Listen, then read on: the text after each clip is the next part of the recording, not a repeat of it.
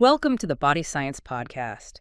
Today, we're diving deep into, well, the really complex world of performance-enhancing drugs, specifically in bodybuilding. Yeah, it's a huge topic. It is, and we're not here to judge, right? But more to understand this dynamic that keeps coming up, this powerful pull of how effective these drugs seem. Right, the promise of results. Exactly, versus the often hidden, pretty significant risks, especially when you look at bodybuilding culture and, individual goals. It's a really compelling area, Mm-hmm. exploring what actually pushes people towards these compounds. You get this picture of the promised benefits, that effectiveness that looks so incredibly tempting. Mm-hmm. But then there's the other side, the harsh reality of the health costs, which often gets downplayed. Okay, so let's try and unpack this a bit. First off, what exactly are we talking about? PEDs in bodybuilding. Sure. So in this context, they're substances people use specifically to improve physical performance, gain muscle mass, or change their appearance. And they didn't just appear in gyms, right? Right. Many have medical origins. That's a key point. Yeah.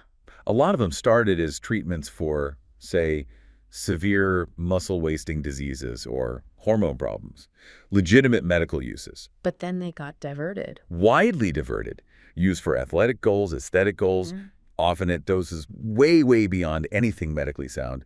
Anabolic steroids, the synthetic testosterone versions are probably the classic example. And the core appeal, the main reason people take them, it comes down to this idea of effectiveness, right? Absolutely. People are looking for really rapid muscle growth, big jumps in strength, much faster recovery between workouts. So they can train harder more often. Exactly. And, reducing body fat too, that's often part of the package. Yeah.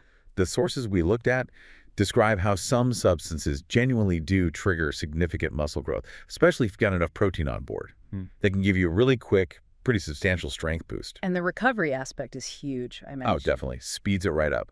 Lets you hit the gym harder, more frequently than you naturally could. There was one finding you mentioned that really stood out to me about the psychological power of this effectiveness. Yeah. A study where one group on a substance gained more muscle without exercising than a group only exercising. Yeah, that was pretty striking, isn't it? Yeah. And then the group that combined the substance and exercise saw even bigger gains. Wow. Even if it's just one study, that kind of result really highlights the perceived shortcut, I guess, the appeal of faster progress. And this whole narrative of effectiveness, it gets amplified, doesn't it? It's not just studies. Oh, massively amplified. You see it everywhere. Social media is huge for those dramatic before and after shots, the influencers with these incredible physiques. Right. And in the gym itself, the culture there. Exactly. The visual evidence is constant, and that creates this distorted perception, especially for people just starting out. How so? It really blurs the lines between what's achievable naturally,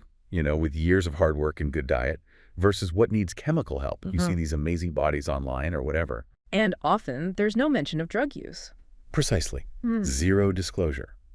So it sets these wildly unrealistic standards. Beginners compare themselves, their natural progress feels slow, and suddenly they feel inadequate. Which can lead to body dissatisfaction? Definitely. That gap between their reality and this idealized, often drug-assisted image, it makes PEDs seem almost like a logical next step.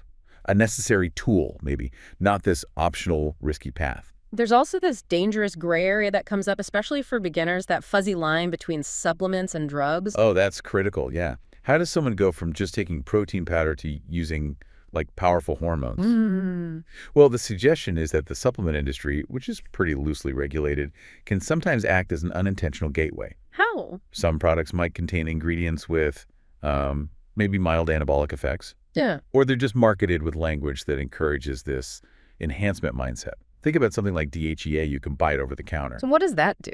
Well, it's a precursor hormone. The body can convert it into more potent hormones like testosterone. It's not like taking prescription steroids, but it kind of plants the seed. So you start with something that seems harmless, easy to get. You're chasing that effectiveness. Yeah.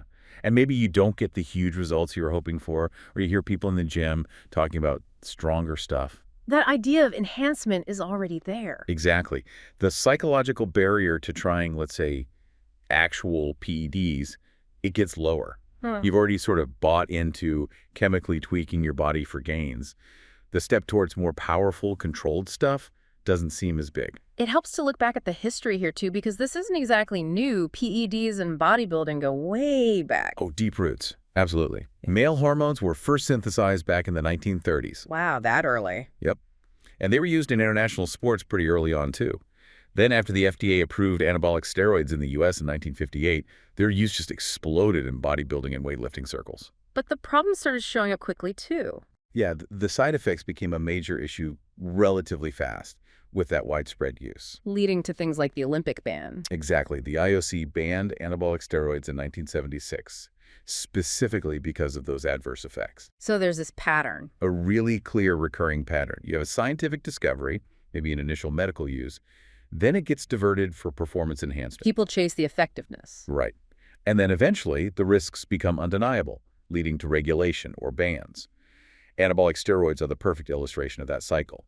Discovery, medical use, athletic misuse, banned because of risk. And does this history tell us anything about newer compounds we see today, like SARMs or peptides? It strongly suggests similar things could happen. These newer substances often have anabolic or performance-enhancing effects, and their effectiveness is usually hyped up way before we really understand the full range of potential risks. History repeating itself, potentially. Potentially, yes. The promotion often outpaces the long-term safety data. There's also a cultural thing mentioned, this idea of PED use being an open secret in bodybuilding. Everyone knows, but nobody talks. Yeah, that open secret culture is really significant. It means there's a serious lack of transparency. Which is misleading. Profoundly misleading, especially for newcomers. They admire these physiques, right? But they're often led to believe it's all just training, diet, maybe some hardcore supplements. Setting them up for disappointment with their own natural progress. Exactly. Yeah. Completely unrealistic expectations. So when they hit their natural genetic ceiling, which everyone does, The temptation for PEDs grew stronger. much stronger. And their introduction might come from someone misinformed, or maybe even someone unethical within that gym culture who just brushes off the risks. It keeps that cycle of secrecy and bad information going. Which brings us right back to that effectiveness trap, this trade-off you mentioned. Right. The short-term, often really impressive, perceived effectiveness. The muscle, the strength, versus the long-term, often severe health risks. And it's important to stress, these aren't just like strong vitamins, they're powerful drugs. Absolutely. They fundamentally disrupt your body's natural hormone balance, its normal physiological processes. It's a serious intervention. And the potential damage list is, well, it's pretty stark. It is sobering. We're talking premature heart attacks, strokes, liver tumors, kidney failure, serious psychiatric issues. Huh. These are potential outcomes mentioned. Not minor stuff. Not at all. And the potential side effects hit multiple systems: cardiovascular, hormonal, liver, kidneys, mental health, skin problems, increased infection risk too.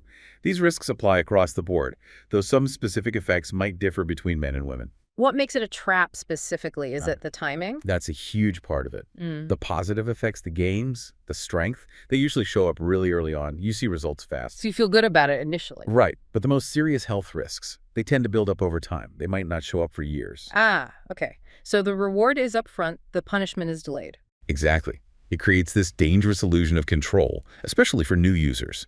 They feel the benefits, think they can manage it, maybe stop before anything bad happens. But those early positive results are really reinforcing, aren't they? Incredibly reinforcing. It makes it psychologically very hard to stop, even if some minor negative things start appearing, like, I don't know, acne or moodiness. The drive to keep the physique you've gained is strong. Does this lead to escalation? Like needing more to get the same effect? Very often, yes. The pursuit of effectiveness can easily lead to increasing the dosages, or combining multiple drugs, stacking, as it's called. And that increases the risk even more. Exponentially. As your body adapts, you might feel you need a bigger stimulus to keep progressing. So dosages go up, sometimes way beyond anything sensible. You're chasing smaller and smaller gains with bigger and bigger risks. Like being on a treadmill. Yeah, dangerous treadmill. Users get caught chasing diminishing returns with increasingly risky methods, and sometimes they don't even fully grasp the synergistic dangers, how combining different drugs can multiply the negative effects. So thinking about all this, who is actually most vulnerable to this whole allure of effectiveness? The sources point to a few specific groups. Beginners are definitely one. Makes sense. Lack of knowledge. Lack of knowledge, unrealistic expectations, yeah. They're soaking up all this distorted information, both about the benefits and the risks, which are often minimized. What about younger people, adolescents? That's a particularly high-risk group. Their bodies are still developing, so they're physiologically more vulnerable to messing with hormones. And psychologically, too. Yes. Add in psychological vulnerability, peer pressure, maybe that typical teenage risk-taking tendency, a feeling of being kind of invincible, not really thinking about long-term consequences. And there's a link to body image issues as well, right? Like muscle dysmorphia. A very direct link. For individuals struggling with body image, or specifically muscle dysmorphia, PEDs can seem like the effective solution to what they perceive as their flaws. Can you define muscle dysmorphia quickly? Sure. It's basically an intense preoccupation, almost an obsession, with perceived defects in appearance, specifically feeling like you're not muscular or lean enough. Causes real psychological distress. And the sources link that to steroid use. Explicitly. Mentioning young males using steroids because they have this persistent feeling of being inadequately sized. And social media plays a role here, too. Seems like it. There's a connection noted between negative body image, the constant comparison culture on social media, and increased use of substances like SARMs. So for these vulnerable groups, effectiveness means more than just muscle. Much more. It's tied up with hoping for psychological relief, maybe validation, finding a way out of that distress about their body. Which could make them overlook the risks. Completely. That intense desire for the psychological fix, for feeling better about themselves now, can totally override a rational look at the physical dangers, or even the risk of making their psychological state worse in the long run. The immediate effectiveness feels like it's worth almost any price. And marketing often targets these feelings. Seems that way. The marketing, the anecdotal stories, the gym chatter, it often plays on these very anxieties. Idealized bodies are promoted, while risks are systematically downplayed or presented as easily manageable. It creates a very predatory environment. Creating this information imbalance. Exactly. Information asymmetry. Vulnerable people buy into the dream, the promise of effectiveness, without getting the full, unbiased story about the potential lifelong consequences. And sometimes, sadly, this is actively helped along by people who profit from it, dealers, maybe unethical trainers. It really is a cycle then where that powerful promise just overshadows the hidden dangers. It seems so, yeah. The immediate reward versus the delayed accumulating peril. So thinking about everything we've discussed, drawing from the sources, maybe a final thought for you listening. Consider just how powerful that psychological drive is, how the desire for effectiveness, whether it's about looking a certain way or feeling validated inside, can create such a huge blind spot to really profound, lasting risks. What does that tell us about the kind of pressures people feel around body image in our world today? Okay, let's dive right in today. Anabolic androgenic steroids. We're looking at the material concerning what these substances do, and maybe more crucially, the risks involved. Yeah, it's important to start with the basics, AAS, as they're often called. They're essentially synthetic, lab-made versions of testosterone, the main male hormone. Synthetic testosterone. And the name itself, anabolic androgenic, kind of gives a clue. It really does. Anabolic refers to the tissue-building part, especially muscle, and androgenic relates to the male characteristic side of things. So how do they actually do that in the body? What's the mechanism according to the research we looked at? Well, basically, they interact with specific sites in your cells called androgen receptors. Okay. When they bind there, it sort of triggers a boost in muscle protein synthesis. That's the building process. Right, building new muscle tissue. Exactly. And importantly, they also slow down muscle breakdown catabolism. Ah, so a double effect. Pretty much. The material mentions things like increasing nitrogen in the muscle cells, which helps growth, and also suppressing certain stress hormones, glucocorticoids, that can actually hinder muscle building. Okay, so the physiological case for how they encourage muscle growth seems quite clear from the sources. It is, yeah. The material also brings up some specific types that are commonly discussed, especially in bodybuilding circles. That's right. You see both oral types, pills, and injectables mentioned frequently. Huh? Names like testosterone itself, nandrolone, people usually know it as decadurabolin. Right, DECA. Then stanozolol or winstrol, and methandienone, which is often called Dianabol or D-bol. These pop up a lot. And the appeal, the claimed effectiveness, what is it that draws people, particularly bodybuilders, towards them? Well, the promises are pretty huge, We're Yeah. talking really significant increases in muscle mass, noticeable jumps in strength and power. Faster recovery, too. And much faster recovery between workouts, yeah. There's just a ton of anecdotal evidence floating around the bodybuilding community, stories of people transforming incredibly quickly. But it's not just stories, is it? The research does seem to back up a significant physical effect when combined with training. It does. There was one study highlighted that showed something like a 3 times greater muscle gain in groups using steroids plus exercise compared to those just doing the exercise. 3 times. That's substantial. It is. So purely from a physiological muscle building standpoint, yeah, the effect is definitely there. But this is where the material we reviewed introduces a really crucial point.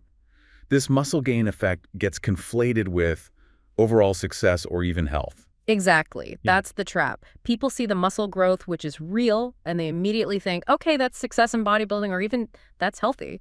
But, bodybuilding involves way more than just size, symmetry, definition, how you present it. Right. It's an aesthetic thing, too. Yeah, totally. And health. Health is so much bigger than just having large muscles. It's about how all your systems are functioning. So focusing solely on that effectiveness for muscle gain means you're potentially ignoring a whole lot else. Precisely. You develop this tunnel vision. It completely overlooks the serious risks these drugs pose to, well, pretty much every other part of your body, not to mention your long-term health. Fixating on the muscle gain can make you blind to the damage elsewhere. And this feeling of effectiveness, it can seem even stronger because of factors that aren't purely the drug's chemistry, right? Psychological stuff. Absolutely. That's a huge piece of it. You've got the placebo effect playing a role, plus significant behavioral changes. How so?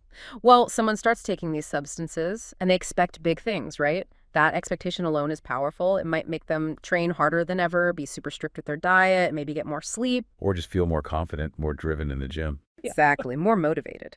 So while the drug is having its direct anabolic effect, these psychological boosts and the resulting lifestyle changes also contribute massively to the results they see. Which makes the drug seem even more powerful than it might be on its own. That's it. And it gets really hard to separate what's the drug and what's the mindset and the extra effort. Users often end up crediting all the gains just to the steroids, Reinforcing that belief in the effectiveness. then making it easier to downplay or just ignore the potential dangers, the risks. Which leads us squarely into those risks. The material lays out a pretty alarming list of potential physical health problems. Yeah, this is where it gets very serious. The risks are widespread. Let's maybe start with the cardiovascular system. Yeah. The heart, blood vessels. Okay, what are the big concerns there? Things like high blood pressure, for one. Increased risk of blood clots developing. Damage to the actual walls of your arteries. Not good. And a really major one is the impact on cholesterol. They tend to significantly raise LDL. That's the bad cholesterol. The artery clogging kind. Right. And they lower HDL, the good cholesterol that helps clear things out. This whole shift dramatically speeds up atherosclerosis, the hardening and narrowing of arteries. And the ultimate consequences of that can be Heart attack and stroke. The material is clear that the risk for these major events goes up. heart attack. Yeah. That's about as serious as it gets. What about other organs? The liver often comes up in these discussions. The liver definitely takes a hit. Potential issues include direct damage to liver cells, the growth of tumors, and yes, that includes cancerous tumors, Wow. and also a condition called Peliosis hepatis. Peliosis hepatis, what's that? It's where blood-filled cysts form inside the liver. The danger is that these cysts can actually rupture. Leading to internal bleeding. Exactly, which can be life-threatening. That's terrifying. Okay, so heart, liver. The material also details specific risks related to the hormone system itself, differing for males and females. Yeah, the endocrine disruption is significant. For males, you're looking at things like decreased sperm count, sometimes leading to infertility, testicular atrophy, basically, the testicles shrinking. Shrinking. Yes, and gynecomastia, the development of breast tissue in males. That one's often irreversible without surgery. That's a big one people talk about. It is. Plus, increased risk of male pattern baldness and even testicular cancer is mentioned as a risk. Gynecomastia and testicular atrophy are flagged as particularly notable side effects in the material. And for females using AAS, the effects are kind of the flip side, leading towards masculinization. That's right. And the effects can be really pronounced and, again, often permanent.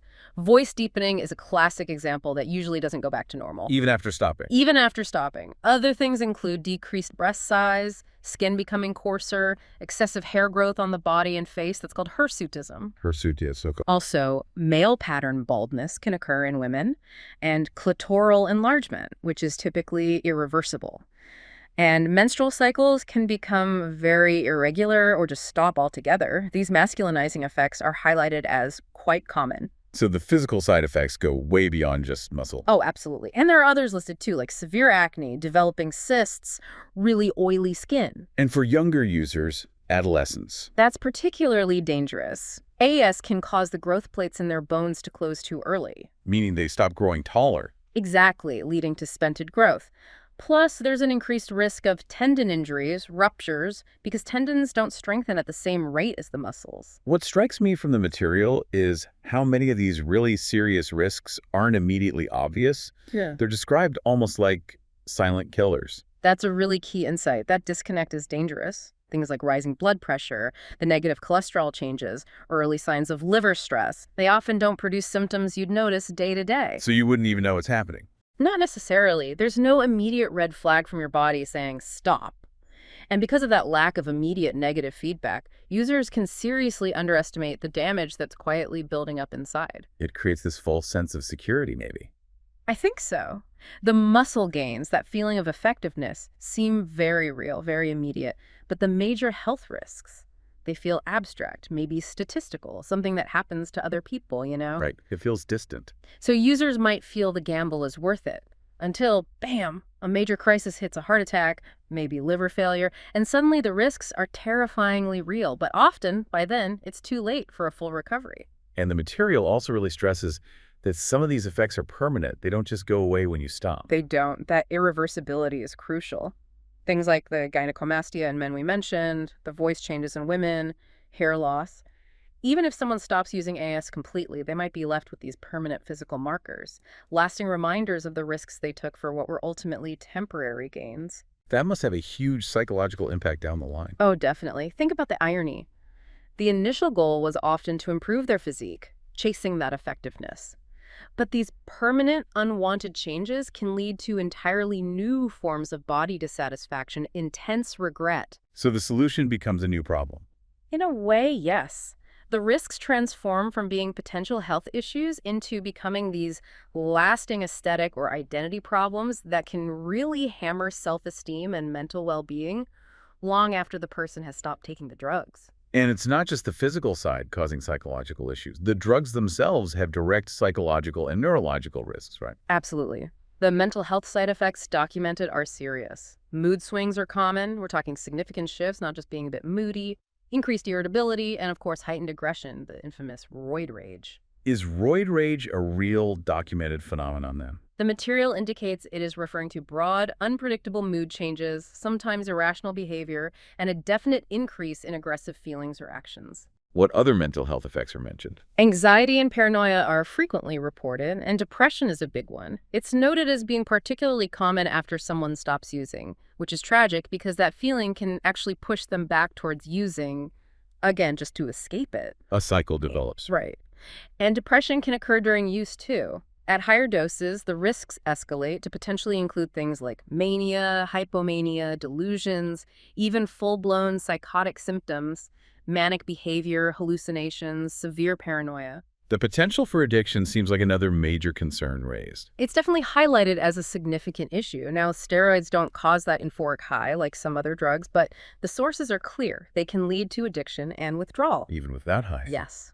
Psychological dependence can become very strong, and people can experience physical withdrawal symptoms too, including intense cravings.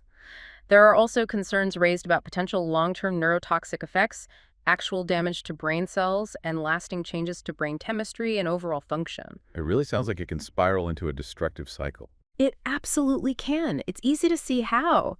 Someone starts using, maybe for body image reasons, chasing effectiveness.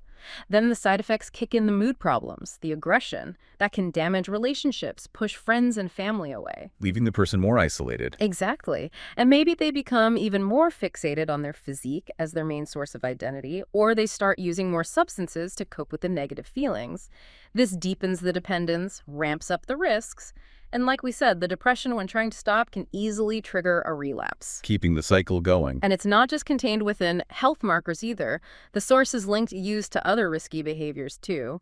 Things like increased risky sexual behavior, more partners, higher rates of STIs. It shows the impact isn't just internal. It can affect major life choices and risks. Hearing all this data about risks is impactful, but the material also touched on personal stories, right? Testimonies from people who've actually been through it. Yes, and those really bring the reality home.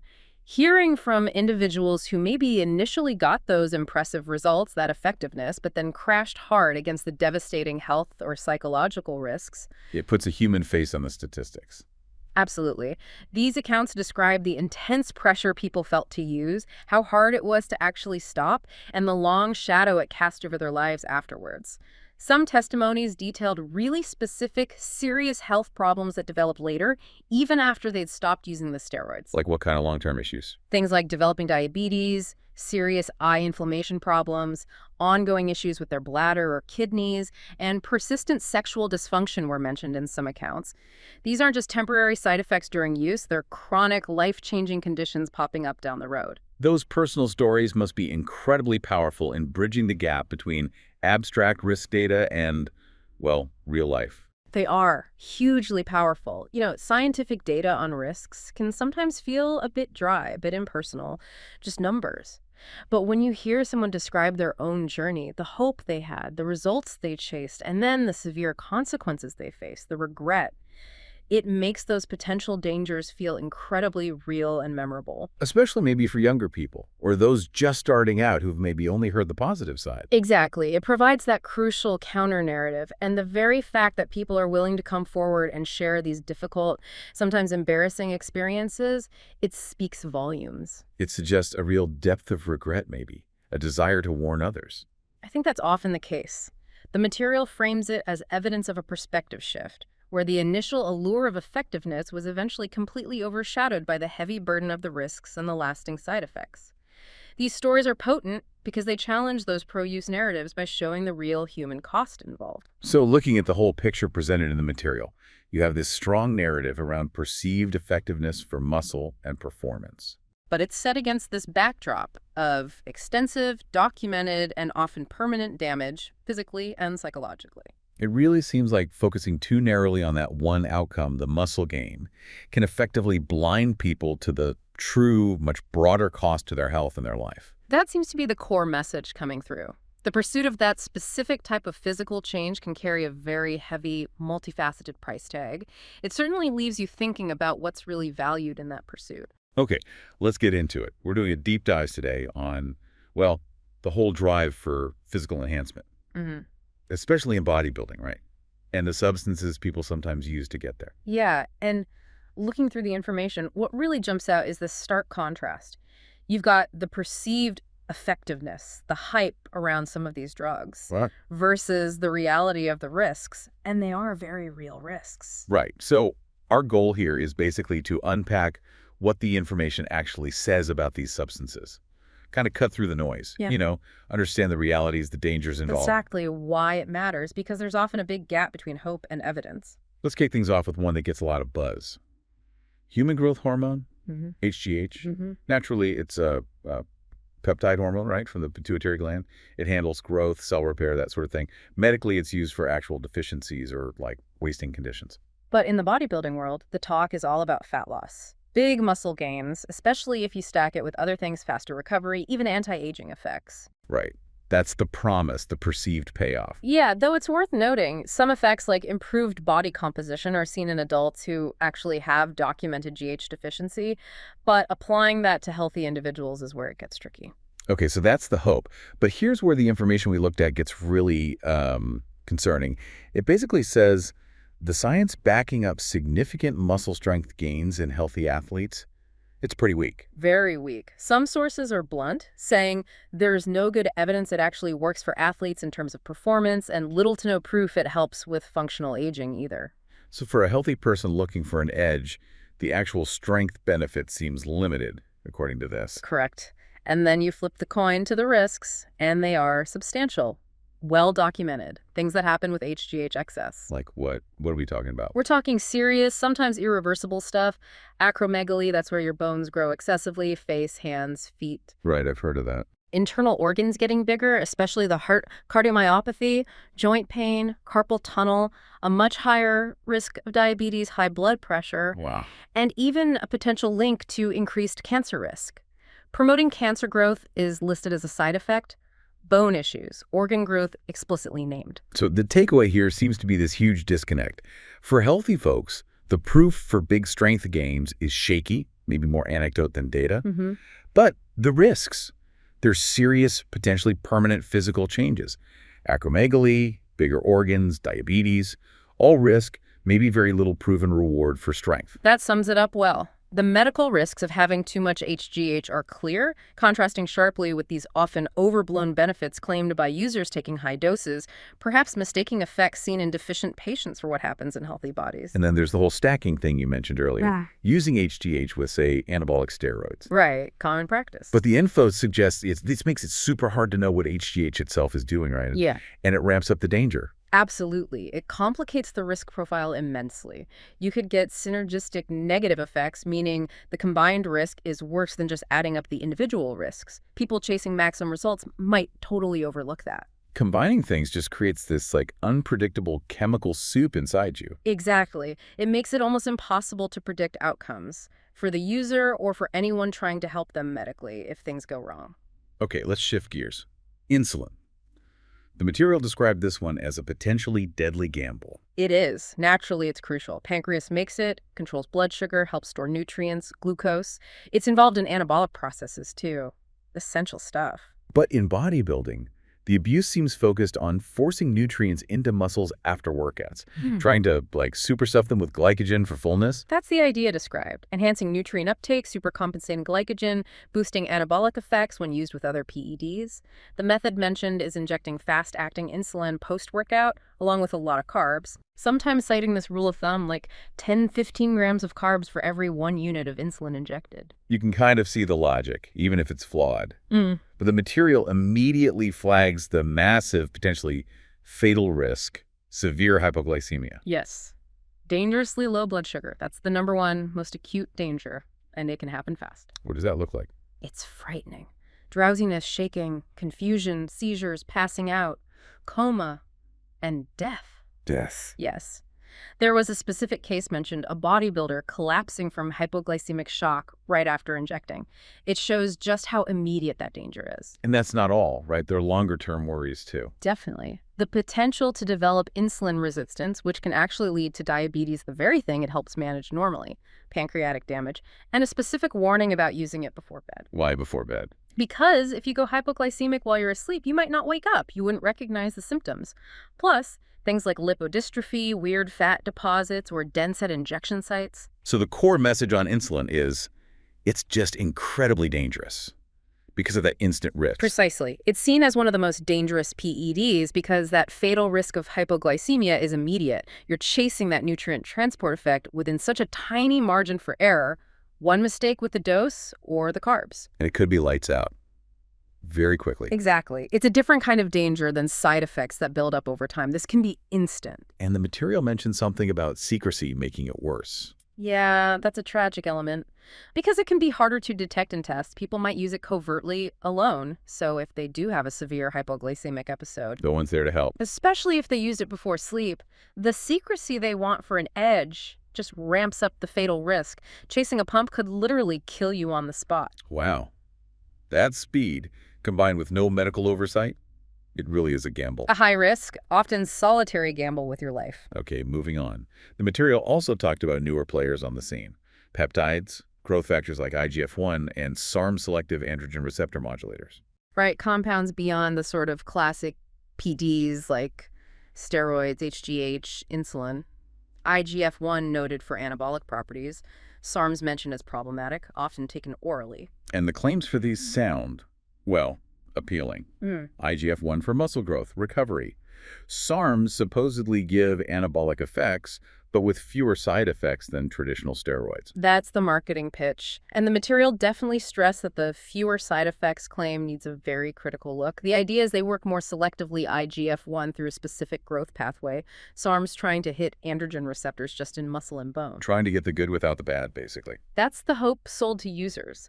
But the information reveals some pretty significant emerging risks. Okay, like what for IGF-1? Risks like hypoglycemia, again, fluid retention, edema, unwanted hair growth, muscle inflammation, and potentially promoting tumor growth, similar to HGH concerns. In SARMs, what are the catches there? Liver toxicity is a big one being reported.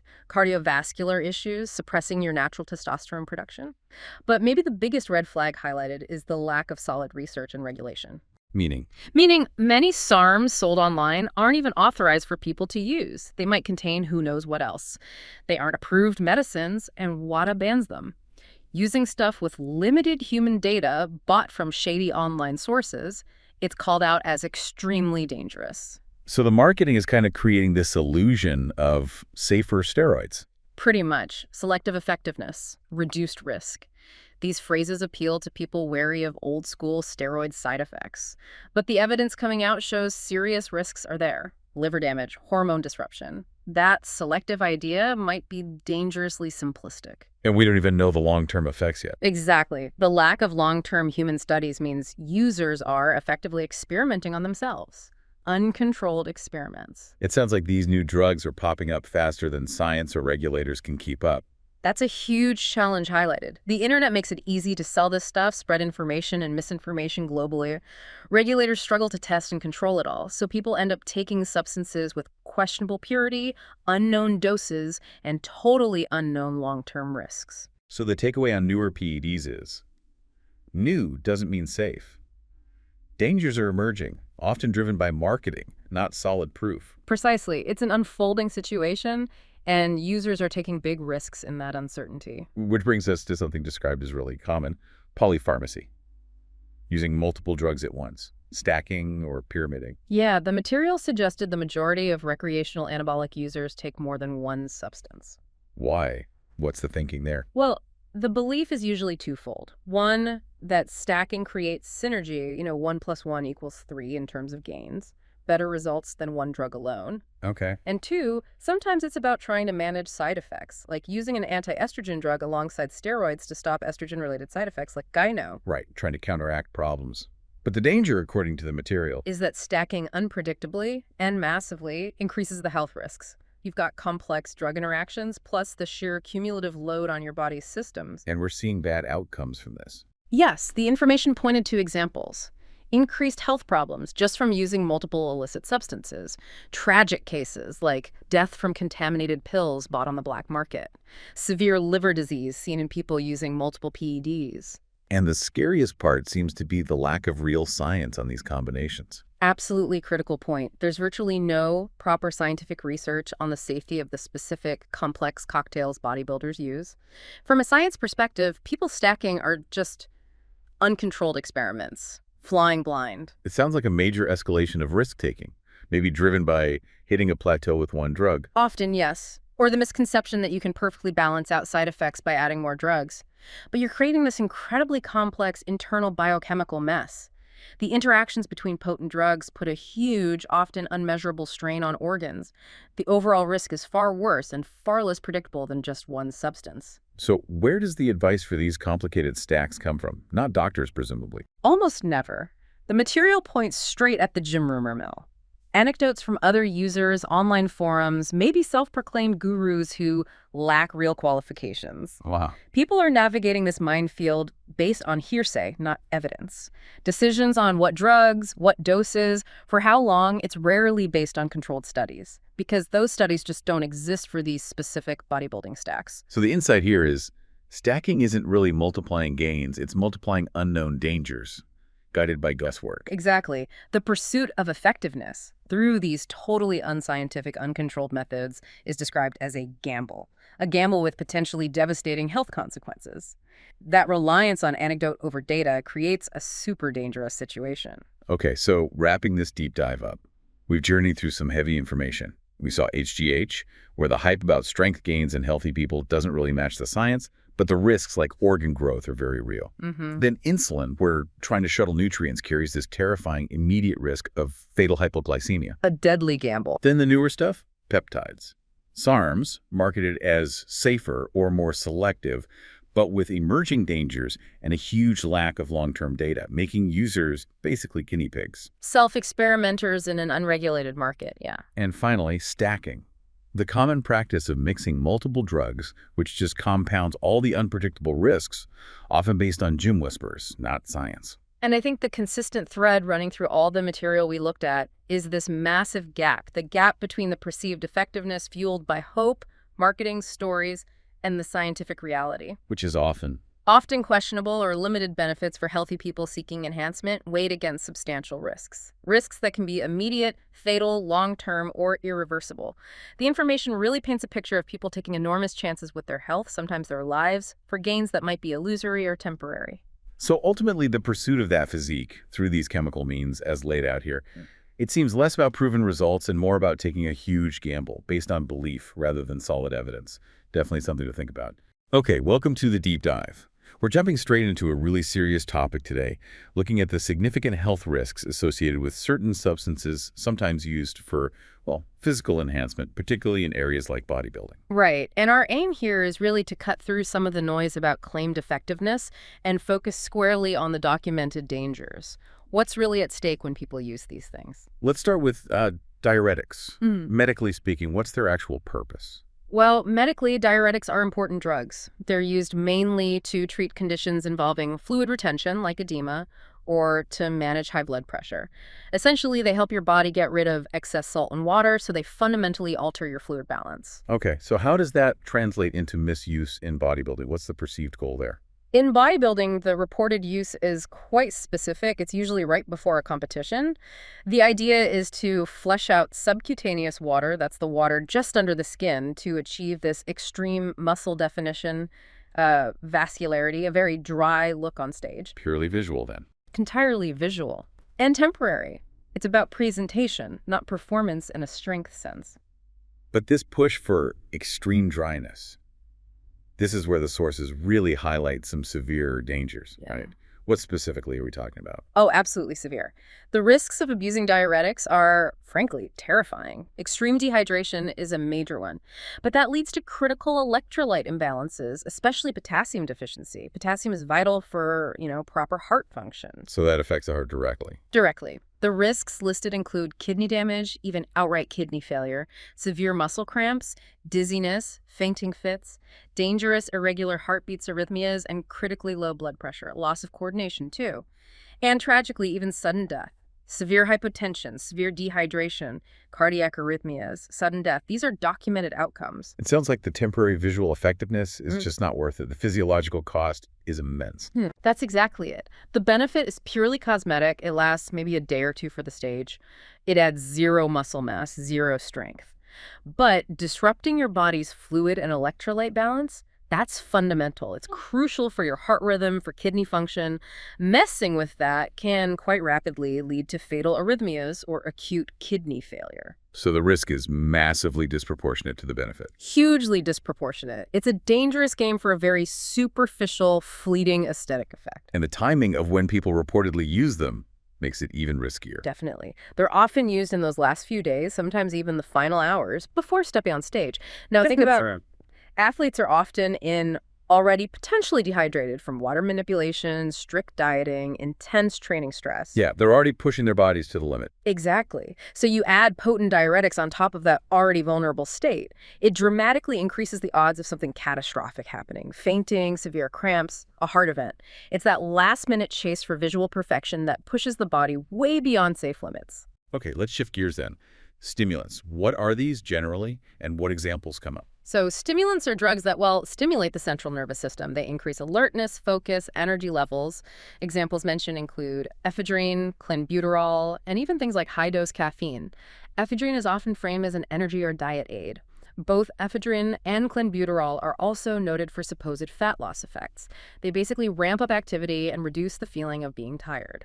And the claimed effectiveness in bodybuilding or training, what are users hoping to achieve? Primarily, it's about more energy for workouts, sharper focus, pushing through fatigue for better endurance, and then there's the fat reduction angle, the thermogenic effect, particularly claimed for clenbuterol and ephedrine, feeling more driven, less worn out. Right, so the flip side, the risks.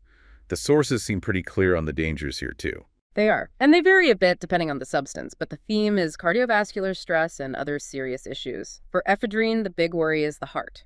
Irregular heartbeats, palpitations, high blood pressure, increased risk of heart attack, stroke, also anxiety, insomnia, dizziness, and there's a potential for addiction, chest pain, heart attack risk, stroke, even death at low doses, it's all mentioned. Okay, and clenbuterol. Similar cardiovascular risks there.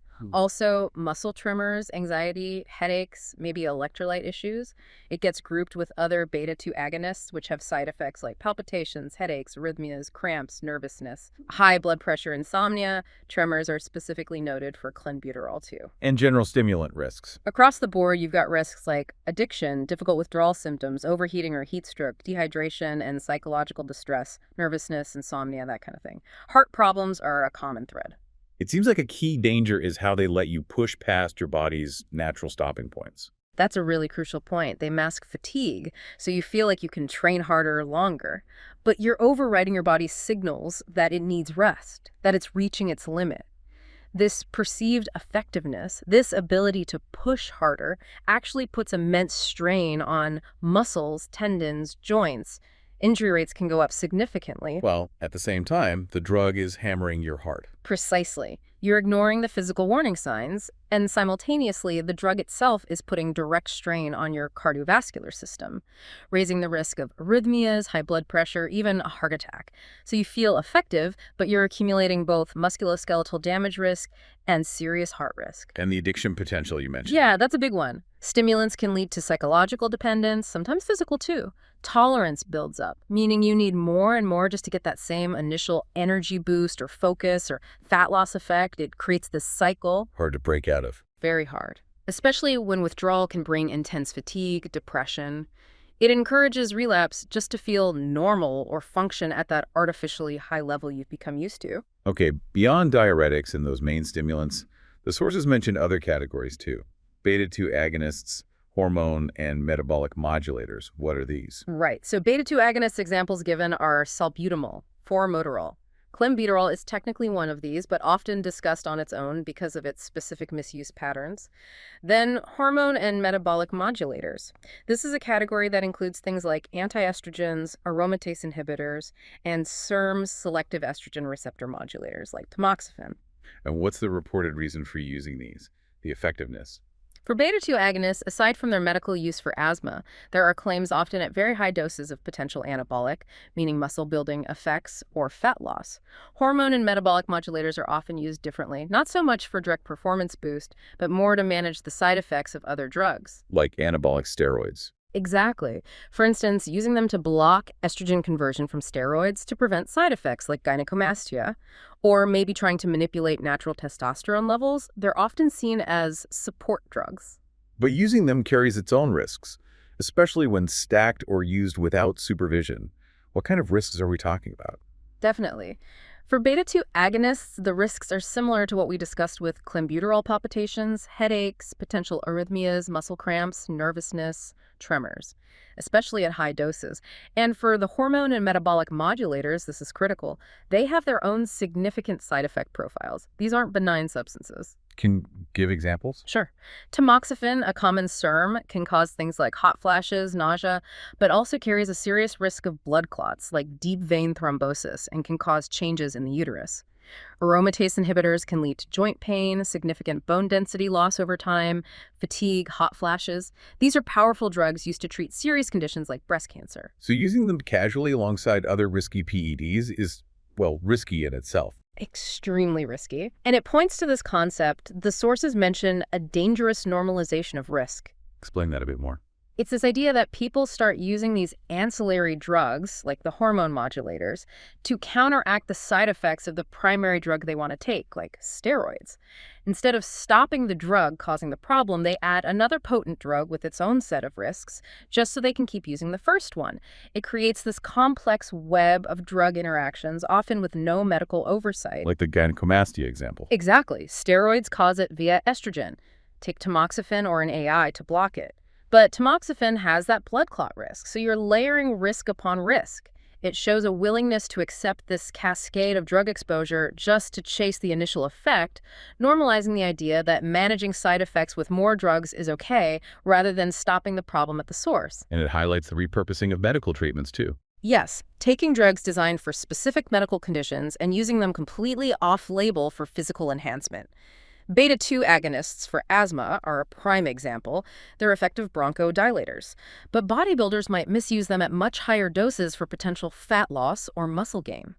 At those supraphysiological doses, side effects like palpitations and tremors become much more dangerous. It's completely disregarding the drug's intended use and safety profile for a perceived, often unproven, bodybuilding benefit. Finally, the sources bring up masking agents. What are these used for? Masking agents are substances used specifically to hide or prevent the detection of other prohibited drugs during anti-doping tests. How do they work? Well, the sources specifically mention diuretics again here. They can act as masking agents by increasing urine volume, effectively diluting the concentration of other banned substances, making them harder to detect. So, using diuretics again, but for a different reason, concealment. This just adds another layer of risk, doesn't it? It absolutely compounds the risk. You've got the potential dangers from whatever primary PEDs the person is taking, plus the acute, severe risks of the masking agent itself. And as we established right at the beginning, diuretic misuse on its own can be incredibly dangerous, even fatal. And there's an ethical dimension too, obviously. Yes, it's conscious deception.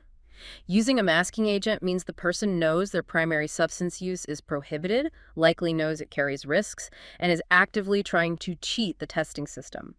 It shows a willingness to take on additional health risks from the masking agent just to maintain the use of the prohibited substance and avoid consequences.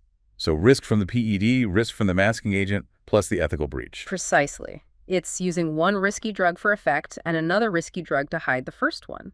A deliberate choice to compound danger and break rules. It also says something about the pressures in certain environments, maybe. I think it does. The fact that masking agent use exists highlights how intense the pressure to win or achieve a certain physique can be in competitive arenas. It suggests that the potential rewards or the fear of failure can push individuals towards these extremely risky and unethical decisions. It points perhaps to a broader cultural issue within some competitive environments where the incentives might inadvertently encourage dangerous behaviors. No, we've covered diuretics, stimulants, these other modulators, and masking agents. The common thread seems to be substances with real medical uses being misused in ways that carry profound, potentially life-threatening risks. That's right. The sources paint a clear picture.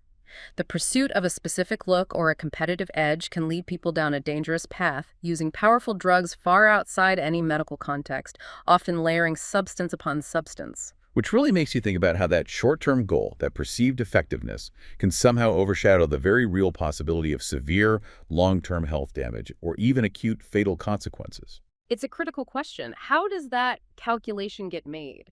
It highlights the psychological factors, the environmental pressures, and perhaps a disconnect from the very tangible, very serious risks involved.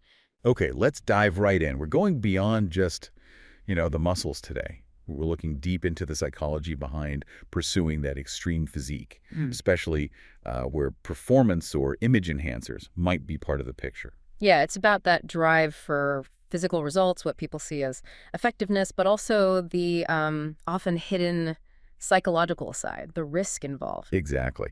We've been digging into some source material that really unpacks those mental and emotional aspects that often get overlooked. It's critical stuff. Yeah. Because the focus usually lands squarely on the physical, doesn't it? It does. But what we've seen makes it clear the mental story is, well, maybe even more important.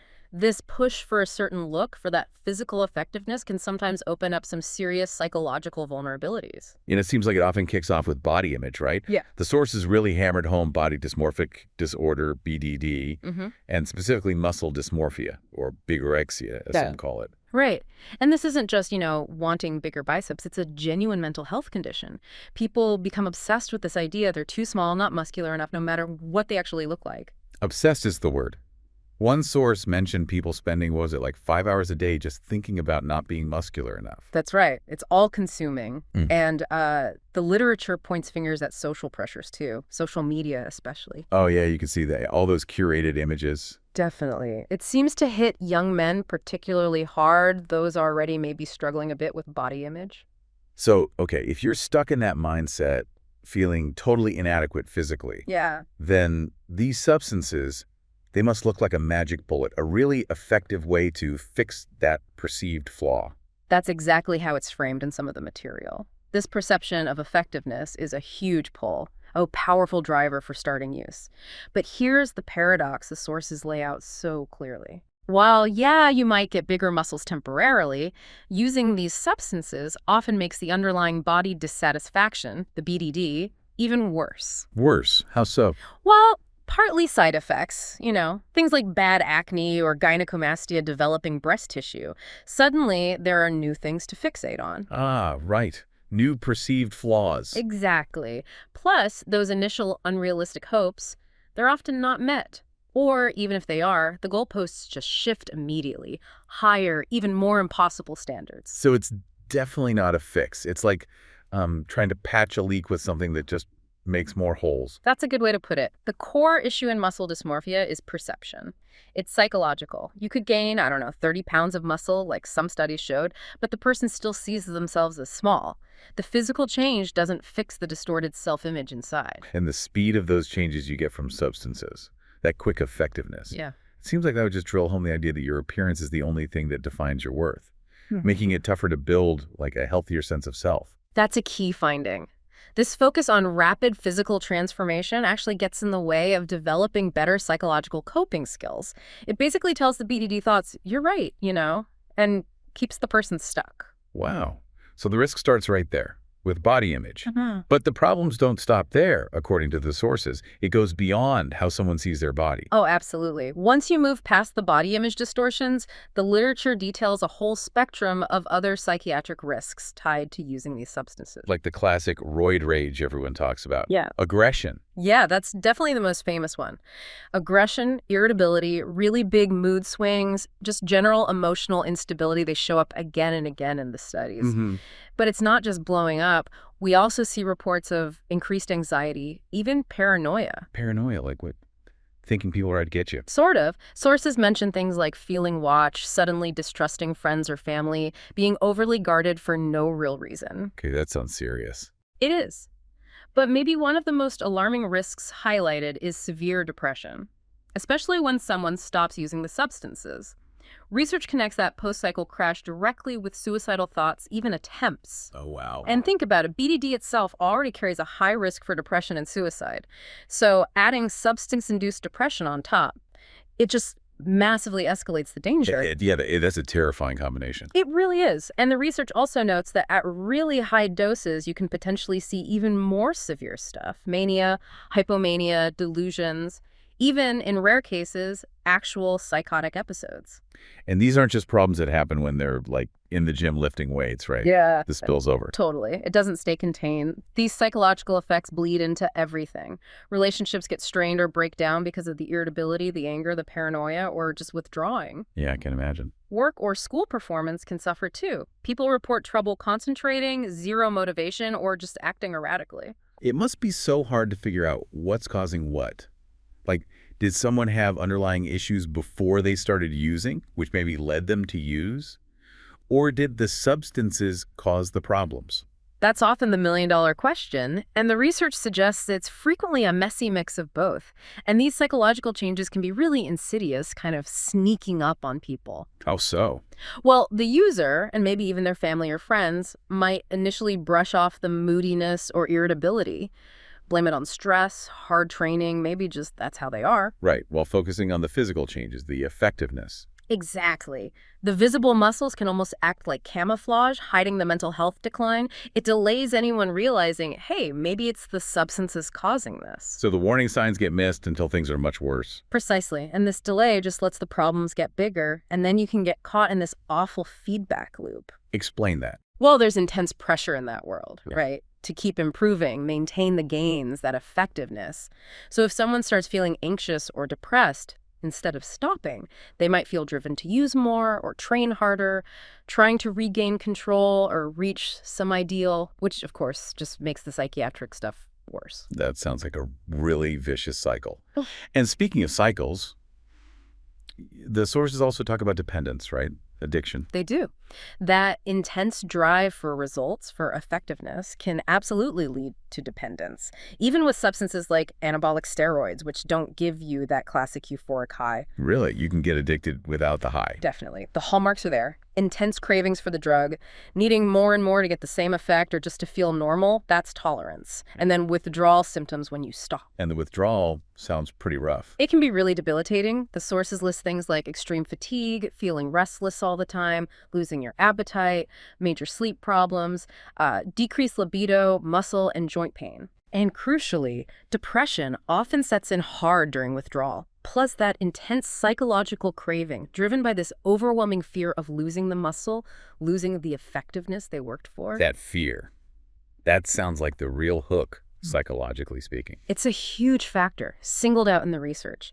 See, with most drug withdrawal, the worst part is internal, how you feel.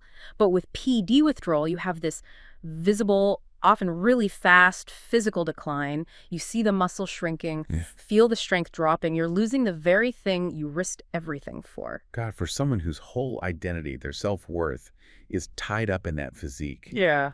That must be absolutely crushing. It's described as profoundly distressing. That fear of losing the gains, losing that perceived effectiveness, becomes this incredibly powerful force pushing someone back to using again. It traps them. What about cycling? You know, going on and off the substances. Doesn't that give people control? Well, that's often the perception. Cycling can create this illusion of control because there are planned off periods. But the literature is clear. If those off periods are dominated by bad withdrawal symptoms, physical, or that psychological dread about muscle loss and this overwhelming urge to start again, well, that's an addiction pattern, plain and simple. So the off cycle doesn't mean you're not dependent. Not necessarily. And often you see this progression, right? Maybe the next cycle involves higher doses pyramiding, or using multiple different substances together, stacking. Trying to get even better results, Yeah. more effectiveness. Exactly. But that also points straight towards developing tolerance and deeper dependence, and of course, much higher overall risk.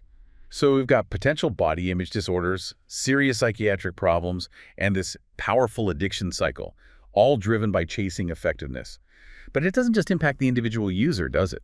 The sources showed it ripples outwards. Big time. These psychological issues, the addiction, they wreak havoc on a person's entire life. Relationships are a huge casualty. Family, friends, partners. Things get strained or completely break down because of the aggression, the mood swings, the paranoia, or just the user withdrawing into themselves because of depression. Yeah, it makes sense it would push people away. The research talks about communication just collapsing, and then there's work or school. Concentration goes, motivation disappears, the behavior becomes erratic, people lose jobs, fail classes. And the cost. It's not just buying the substances, I assume. No, that's definitely a factor. They can be expensive. But then you add potential future health costs from side effects or related problems. It's a significant financial burden. And all this often leads to social isolation. As relationships crumble and responsibilities slide, people can end up very alone. So you could end up with someone who looks, on the surface, incredibly impressive. They've achieved that physical effectiveness, but underneath, their life is actually falling apart. That is the profound paradox, yeah. It's really stark in the sources. The whole point might have been to boost self-esteem, gain status, feel effective. But the side effects of getting there, the psychological turmoil, the addiction, actively destroy their support systems, drain their finances, wreck their life responsibilities. So the end result is the opposite of what they wanted. It can be. You might have this person who looks physically dominant, maybe even perfect to outsiders, But inside, they're isolated, deeply distressed, and their overall quality of life has plummeted. It's a massive personal risk that often isn't weighed properly at the start. And I guess the secrecy around using this stuff just makes everything worse. Absolutely. That's the final piece, really. People hide their use, often because they're afraid of being judged or stigmatized. Understandable. But it isolates them even more. And crucially, it stops them from reaching out for help when the psychological problems or the addiction start taking hold. They try to manage it all alone. Which just lets it spiral. Exactly. The issues fester, they get worse, and the negative impact spreads across their whole life. That isolation, combined with untreated mental health struggles, it can be a devastating downward spiral. It really forces you to think about how tightly linked our physical goals and our mental health actually are. This relentless focus on physical effectiveness achieved through certain means without really grappling with the potential psychological risk. Yeah, it can lead to getting the look you wanted, but maybe losing yourself, your peace, your quality of life in the process. Makes you wonder if sometimes the most effective changes we need aren't the ones you see in the mirror. That's a powerful thought to end on. It suggests maybe the real transformation, the most important kind, has to happen internally first. Okay, let's talk about building your body, getting stronger, and just the sheer amount of noise out there, all the conflicting info. It's overwhelming. Totally. And there's this constant pressure, right, to look a certain way. You see these amazing physiques, especially online, and it sets these, well, sometimes impossible expectations. It's easy to chase after quick fixes. Yeah, the instant gratification thing. But what if transforming your body, and actually your health too, isn't really about speed or, comparing yourself constantly? What if there's a deeper way? A more sustainable approach. Exactly. That's what we're diving into today. We're looking at material that outlines this path called natural bodybuilding. Our goal here is to really unpack why these sources argue it's so effective. Yes, and the material definitely lays out a specific case for this path. It defines it pretty clearly and argues why it thinks it's better for the long haul, for well-being. It's about thinking about effectiveness differently. So right off the bat, the sources give us a definition. Basically, this natural approach means building your body without using specific substances. Like it lists anabolic steroids, insulin, growth hormone, diuretics, sets a clear line. And the philosophy behind it is, it's fascinating. It's all about consistent, smart training, getting your nutrition right, and crucially, enough rest and recovery. So it's explicitly choosing long-term health. Right. And sustainability, personal growth through the process itself over potentially faster, chemically boosted results. That really changes the game on what effective means, doesn't it? Yeah. The source isn't just talking about how big your muscles get. No, not at all. It's presenting effectiveness as, well, way broader, like sustainable health, functional strength, your mental state, discipline. That's a big shift from just packing on mass quickly, which the source kind of links to a riskier idea of effectiveness tied to performance enhancers. It seems like the argument is because you don't have those chemical aids, you have to get better at the basics. You're forced to be smarter about it. Exactly, like really understanding training, being precise with nutrition, and just having patience.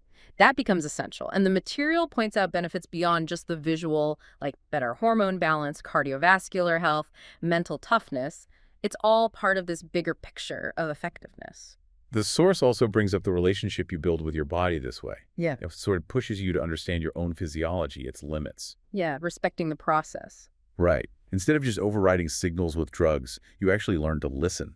Like knowing when you're pushing too hard, what recovery you need, how food affects you.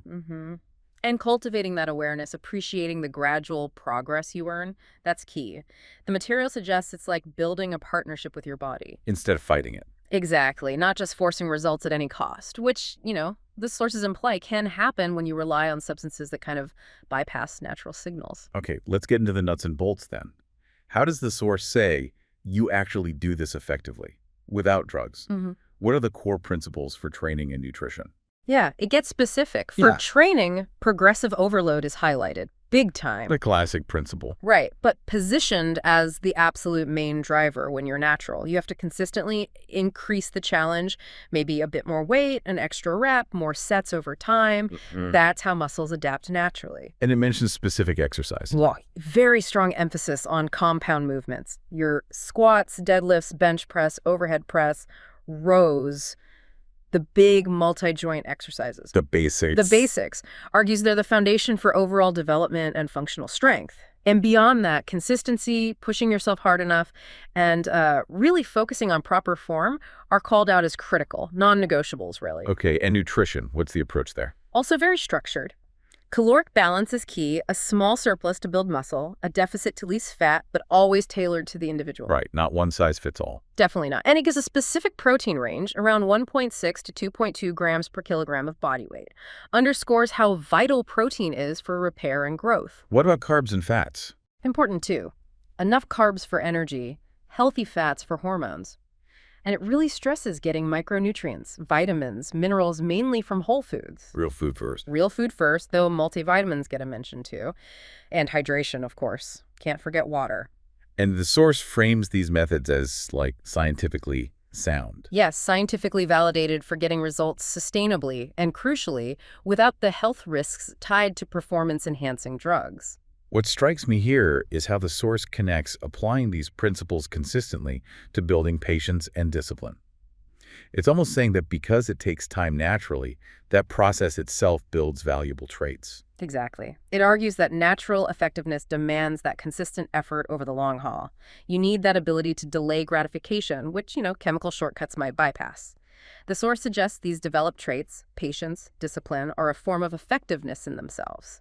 Skills for life, not just the gym. So it implies a deeper kind of learning curve. I think so. Without that chemical push, the source suggests you have to get smarter about optimizing everything. The training stimulus, nutrient timing, sleep, stress management, they all have to work together. Which forces you to learn more. Right. It drives a deeper understanding of exercise science, nutrition, your own body's recovery patterns. It fosters a kind of self-mastery born out of necessity. Okay, moving beyond just the muscles then, the source makes a really strong case for wider benefits, doesn't it? Health, mental well-being. Oh, absolutely. It presents this natural approach as a strategy for long-term well-being far beyond just aesthetics. What kind of physical benefits does it list? Quite a few. Things like better cardiovascular health, lower blood pressure, improved cholesterol, less heart disease risk, increased bone density, better insulin sensitivity, so good for blood sugar, healthy weight management. Because muscle burns calories. Exactly, higher metabolic rate. Also, improved hormonal balance, a stronger immune system. It even connects having muscle mass through natural training to potentially living longer. Wow, okay. And the mental side? Just as significant.